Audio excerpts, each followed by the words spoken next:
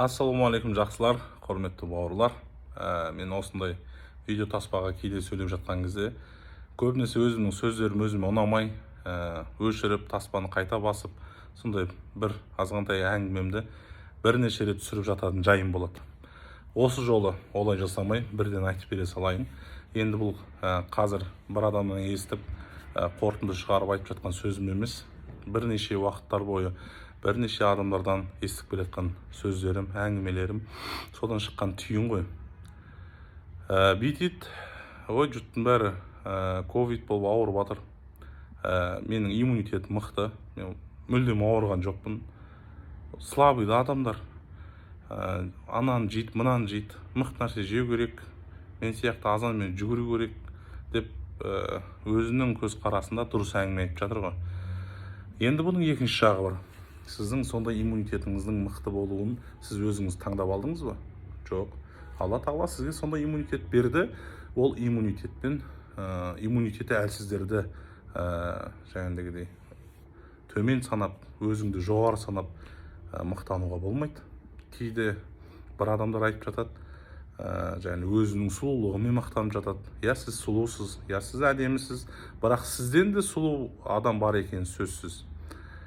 Кейде бір адамдар өзінің мықтылығымен, яғни күштілігімен мақтанып жатады. Я сіз күштісіз, мықтысыз, бірақ сізден де күшті адам, мықты адам табылатын сөзсіз. Түрді де, әдемілікті де берген Алла, алып қоюы әбден мүмкін. Дененің мықтылығын, күшті адамды, яғни осындай күшті де берген Алла, оны алып қою да әбден мүмкін. Яғни біз өмірге келерде мынандай түрде, мынандай денеде, мынандай бойда, мынандай ұлтта, мынандай руда, мынандай отбасыда келейін деген тапсырыстар бере алмаймыз. Алланың қалауымен осы нәрселердің бәрі болды. Алла қалады, болды. Алла қаласа соны алып қояды.